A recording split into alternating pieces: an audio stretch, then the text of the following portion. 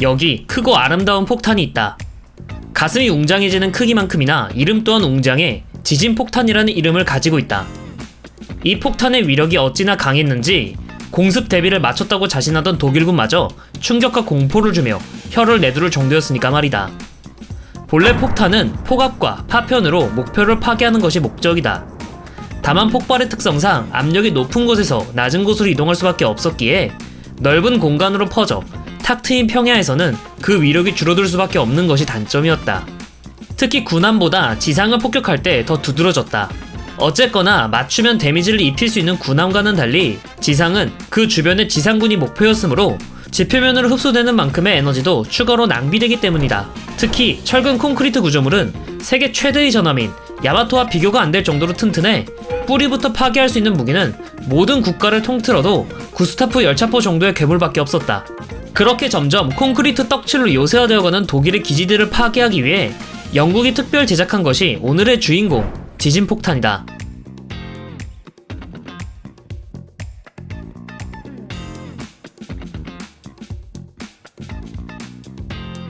벙커 또는 요새는 까다로운 존재였다. 대량의 콘크리트를 부어 만들었기 때문에 매우 견고했고 웬만한 폭탄으로는 구조물을 날려버리기는커녕 피해를 주는 것도 힘들었다. 앞서 말했듯 폭탄은 지상에 닿자마자 폭발했고 대부분의 폭발력은 공중으로 분산되기에 제대로 된 피해를 주는 게 힘들었다. 그렇기 때문에 요새를 돌파하는 건 피해를 각오해야 하는 것이었고 1차 대전 때 엄청난 희생을 치른 이유도 벙커의 역할을 기관총과 철조망이 대신했기 때문에 그런 거였다. 전쟁이 끝난 후 프랑스가 막대한 비용을 지불해 만든 마지노선도 이런 이유 때문에 탄생한 거다. 독일도 마찬가지였다. 영국 공군의 폭격을 수시로 받는 독일도 중요 기지에 방공호 등을 갖춰 대비하고 있었다. 영국 공군은 이걸 어떻게 하면 박살낼 수 있을까를 고민하였다. 영국의 항공공학자였던 번즈 웰리스는 이와 같은 문제를 해결하고자 폭탄이 지표를 뚫고 들어가 집안 자체를 흔드는 폭탄을 제안했다. 단단한 지표를 총알처럼 파고들기 위해서 그만큼 무겁고 단단한 10톤짜리 폭탄을 설계했다. 이렇게 거대한 지진폭탄은 이름답게 지표 속에서 폭발하여 폭발의 충격파로 지진과 비슷한 효과를 내어 구조물의 중심을 흔들어 붕괴시키는 폭탄이었다. 사실 이 방식이 낯선 방식은 아니었다. 비슷한 개념은 이미 있었기 때문이다. 함포에서 말이다. 알다시피 이때 전함들은 두터운 장갑을 두른 해상 요새였다. 이 해상 요새를 침몰시키려면 내부를 박살낼 필요가 있는데 그러기 위해서는 두꺼운 장갑을 뚫고 내부에서 폭발을 해야 했다. 영국 공군도 구조물의 파괴에 있어 기존 항공폭탄의 한계와 지진폭탄의 이론상 성능은 인정했지만 웰리스의 폭탄에는 관심도 주지 않았다. 이유는 간단했다. 폭탄이 너무 컸기 때문이다. 영국 공군의 주력 중폭격기인 아브로 랭커스터의 폭장량이 6.4톤이었는데 그 숫자를 한참 넘은 무게인데다 보다시피 폭탄창 안에 들어가지도 않는 사이즈를 가졌다. 웰리스도 그걸 알고 지진폭탄을 던지기 위해 B-36처럼 6발 폭격기인 빅토리 폭격기를 제시했으나 오로지 지진폭탄 단 하나를 던지는 것이 기능의 전부인 폭격기를 만들기엔 영국은 미국처럼 자원이 썩어나는 나라가 아니었다. 당연히 이런 걸 들고 어떻게 나냐며 기각됐고 이론상 완벽했던 지진폭탄은 묻히고 마는 줄 알았으나 지진폭탄이 다시 영국 공군의 눈에 들어오게 된 계기는 물수제비 폭탄 덕분이었다.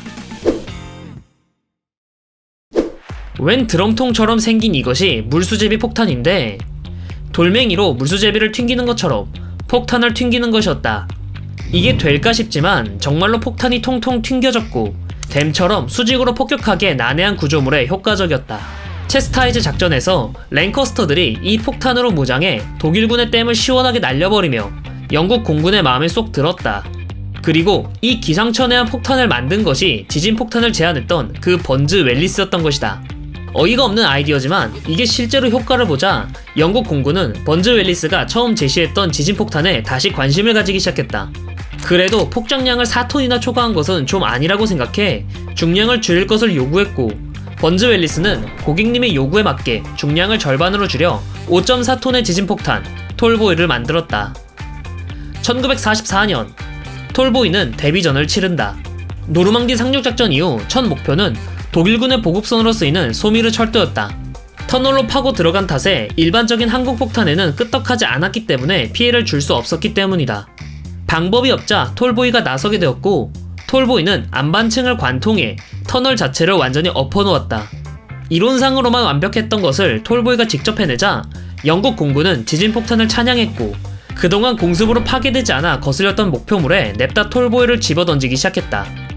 V1과 V2 미사일 기지는 보이기만 하면 톨보이를 던져댔는데 철저히 보호된 벙커를 무너뜨리면서 기지를 무용지물로 만들었다.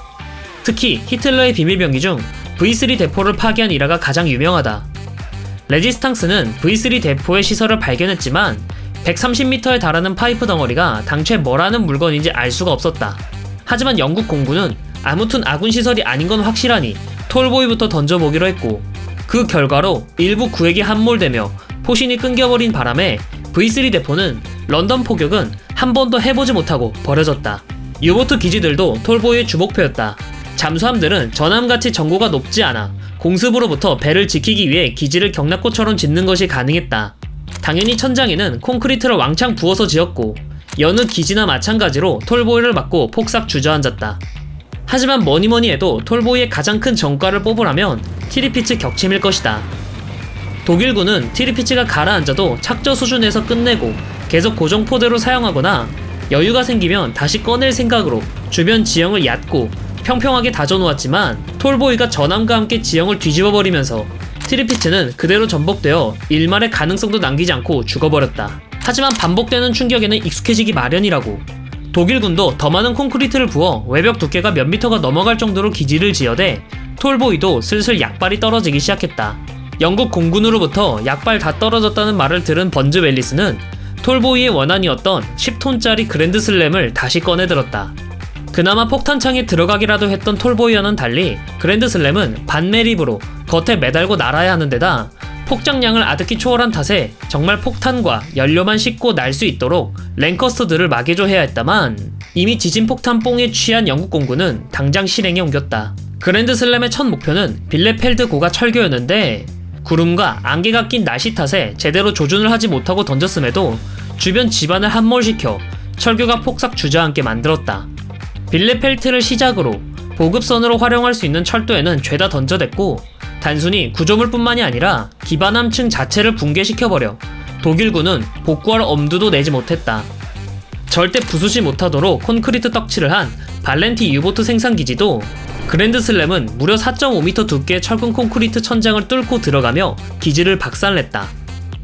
이때 기지 안에 있던 21형 유보트의 생산 설비도 함께 날아가며 생산에 차질을 주기도 했다. 거대한 폭탄이긴 하지만 생산 단가가 비싼 물건도 아니었으며 조금만 쓸모가 있어 보이는 독일군 시설이면 던지고 본 탓에 나만 아는 기지가 없었다. 이처럼 지진폭탄의 강력한 위력을 본 미국도 T-12 클라우드 메이커라는 19.8톤짜리 지진폭탄을 만들었다. 그랜드슬램의 2배나 되는 중량을 가진 클라우드 메이커는 랭커스터에 배가 되는 크기인 B-29조차 개조를 해서 날아야 할 정도로 컸고, 제대로 터트린다면 이름처럼 구름을 피워낼 수준의 위력이었다. 하지만 아쉽게도 원자폭탄 개발 계획인 맨하탄 프로젝트가 성공하면서 T-12는 프로토타입만 만들어지고 취소되었다고 한다. 원자폭탄은 범위를 극대화시키기 위해 고고도에서 터트려 콘크리트 구조물이나 전함처럼 두텁고 튼튼한 물건은 잘 부수지 못하지만, 진짜 지진폭탄의 효과가 필요하다면 원자폭탄도 그냥 직격으로 때려박아서 터트리면 되니 재래식 탄두가 명함을 내밀 자리는 없었다. 하지만 냉전이 시작되고 방사능의 위험이 널리 알려져 핵무기를 함부로 쓸 수 없는 상황이 되면서도 지진폭탄처럼 견고한 구조물이나 지하 벙커에 대한 파괴력은 여전히 수요가 넘쳤다. 지진폭탄처럼 요새를 관통해 내부를 박살내버릴 수 있으면서 전투기에 무장할 정도로 무겁지 않은 폭탄이 필요했다. 그래서 등장한 것이 바로 벙커버스터다. GBU-28은 중량만 2톤이라 앞선 지진폭탄들에 비하면 아담한 크기지만 GPS나 관성 유도장치 등 명중률을 끌어올려 지하로 파고드는 능력은 무식하게 무게로 때려박은 지진폭탄들에 꿀리지 않는다. GBU-57은 아예 그랜드슬램보다 무거운 14톤으로 그 사이즈 탓에 B-50이나 B-2 같은 폭격기가 아니면 무장도 불가능하다. 물론 무식한 중량과 현대 기술의 콜라보 덕에 콘크리트를 60m나 뚫고 들어가는 정신나간 성능을 자랑한다. 이러한 벙커버스터들은 핵무기를 사용할 수 없는 현대 전장에서 마구잡이로 던져댔던 지진폭탄의 후계답게 조금만 까다로운 목표물이 있으면 미군이 기화폭탄, 대형 항공폭탄과 함께 일단 던지고 보면서 현대에도 지진폭탄의 명맥을 이어가고 있다. 그래서 지진폭탄은 벙커버스터의 아버지 혹은 직계조상님쯤으로 말하기도 한다. 흔히 영국을 기행의 나라, 일단 뭔가 이상하면 영국이라고 말한다. 하지만 실패는 성공의 어머니라고나 할까? 수많은 기행 끝에 성공한 무기들도 존재한다. 지진폭탄은 성공한 기행 중 하나라고 볼 수 있다. 때로는 영국처럼 우리도 기행을 통해 새로운 삶의 방법을 찾을 수 있을지도 모른다.